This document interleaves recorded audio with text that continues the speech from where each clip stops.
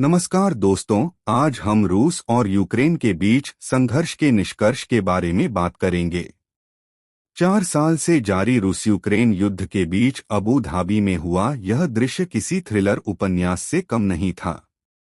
एक बंद कमरे में 3 झंडे खड़े थे, यूक्रेन, रूस और अमेरिका, और उस कमरे में मौजूद हर व्यक्ति जानता था कि यहाँ बोले गए शब्द लाखों जिंदगियों को प्रभावित कर सकते हैं।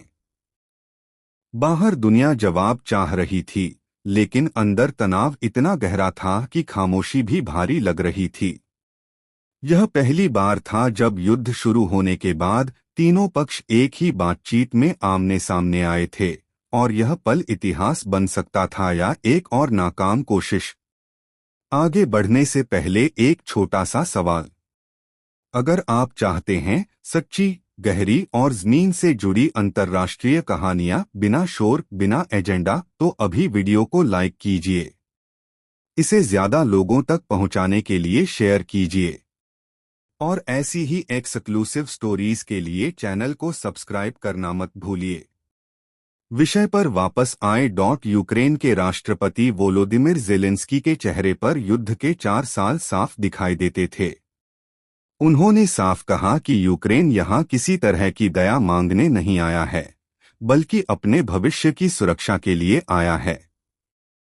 उनके शब्दों में दर्द भी था और दृढ़ता भी कि यूक्रेन अपनी जमीन पर समझौता नहीं करेगा, क्योंकि वह जमीन केवल नक्शे का हिस्सा नहीं, बल्कि उन लोगों की कब्रों से जुड़ी है जिन्होंने इस युद्ध में जान दी है। उनके लिए यह बातचीत सत्ता की नहीं, अस्तित्व की लड़ाई थी। रूस की मौजूदगी एक बड़ी स्क्रीन के जरिए थी, लेकिन उसका प्रभाव कमरे में साफ महसूस हो रहा था।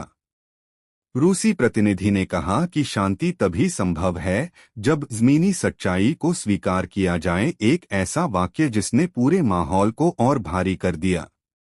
उस सच्चाई का मतलब था डोनबास और वे इलाके जिन पर युद्ध ने नए दावे गढ़ दिए हैं।